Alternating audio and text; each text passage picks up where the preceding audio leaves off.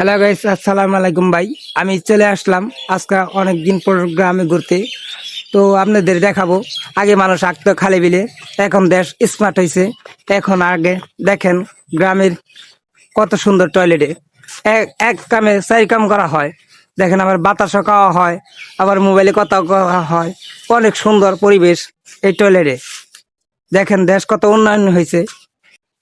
দেখেন ভাই, দেশ কত আগাই গেছে, কিন্তু গ্রামের মানুষ সেই আগের যুগেই পড়ে রয়েছে। দেখেন এই পরিবেশে মানুষের ওখানেও আগে।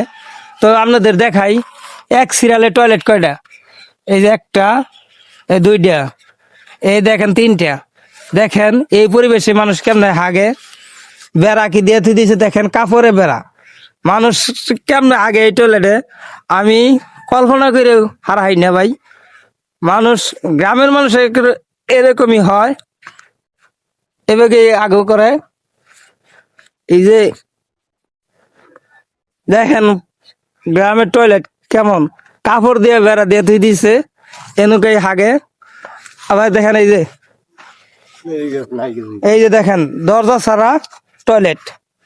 এই এই সামনে ওই যে দেখেন আরেকটা টয়লেট, ওই টিউবওয়েল পার। দেখেন এই পরিবেশে তারা গোসল করে। এই যে ভাই ঘর, এ ভাই, আসলে কি ভাই? হ্যাঁ এই বলেন। টয়লেটটা কি আপনাদের? আসলে ভাই খুব গরিব মানুষ তো, আসলে এগুলা অনলাইনে দিয়া আসলে কি আপনি হয়তো কিছু টাকা পাবেন, দুঃখ পাবেন, কিন্তু আমাদের মতো গরিবের মানুষের মান সম্মানটা কেন নষ্ট করেন?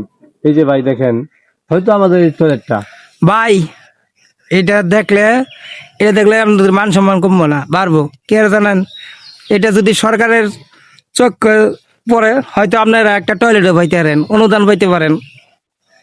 আসলে কি ভাই, আমরা যে এই যে এরকম পরিবেশে আছি, এটা কিন্তু ভাই আপনার অনেক মানুষই জানে। আসলে তারা এটা নিয়ে কথা বলে না, তারা এটা নিয়ে মজা লয়, যে মজা করে যে এগুলো আসলে গ্রামের ক্ষেত পোলাপান বস্তি। আসলে আমাদেরকে এই গ্রামে যারা থাকে তাদেরকে মানুষ ভাবে যে তারা মনে হয় যে এক ধরনের বন্য প্রাণী, যাদের প্রতি মানুষের কোনো ভালোবাসা নেই, কোনো রেসপেক্ট নেই।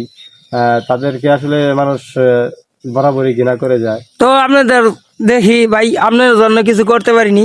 যদি এটার সরকারের ক্ষেত্রে যদি কিছু চোখ যায়, তাহলে আপনাদের হয়তো একটা টয়লেট হবে, ব্যবস্থা হবে। ভাই আনে যে কি কোন আঙ্গন নিগা সরকার কিছু করব, এটা কখনোই সম্ভব না ভাই। সরকার তো তাদের জন্য করব যাদের কোটি কোটি টাকা আছে, গাড়ি আছে, বাড়ি আছে। আমাদের তো কিচ্ছুই নাই, আমাদের জন্য সরকার কেন করবে? এটা ভাই ভুল বললেন, অনেকেই টয়লেট দিয়েছে সরকারে, তো আপনাদেরও দিব।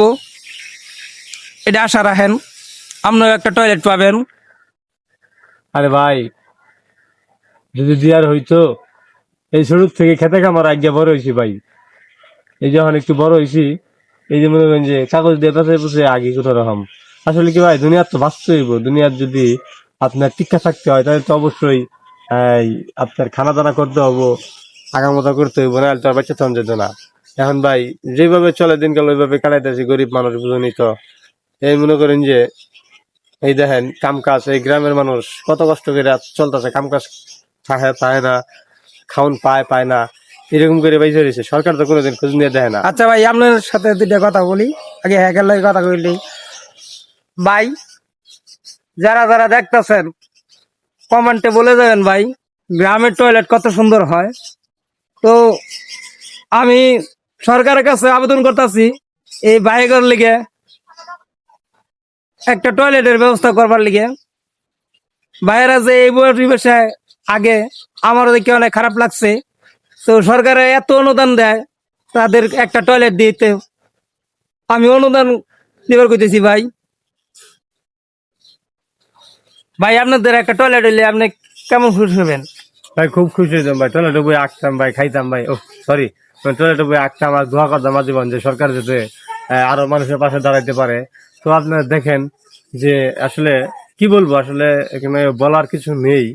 যেহেতু যেহেতু আপনি আসছেন, আপনার মতো অনেকেই হয়তো আসবে। এটা যদি অনলাইনে দেন, মানুষ দেখবে, দেখা অনেকেই মনে করেন যে মানবতার পেরিয়ার আসে যে আসবে, এসে ঠিকই মনে করেন যে এই ভিউ কামাই নিয়ে যাবে, সে টাকার পয়সা কামাবে ঠিকই। দেখবেন যে আমার এরকমই রয়ে গেছে। আসলে মনে করেন যে মানুষ এরকমই, নিজেরটাই বুঝে সবসময়। এই যে আপনি আইসেন আজকা, হয়তো আপনি এই ভিডিওটা ছাড়বেন, যদি ভিডিওটা ভাইরাল হয় আপনি কিছু টাকা কামাবেন, পরে আপনি আর মনেও করবেন না আমাদের কথা, কিংবা আসবেন না কখনো। আবার আরেক ভাই এই ভিডিও যদি ভাইরাল হয় আমি নিজের টাকা দিয়ে আপনাদের একটা টয়লেট দিয়ে দেবো।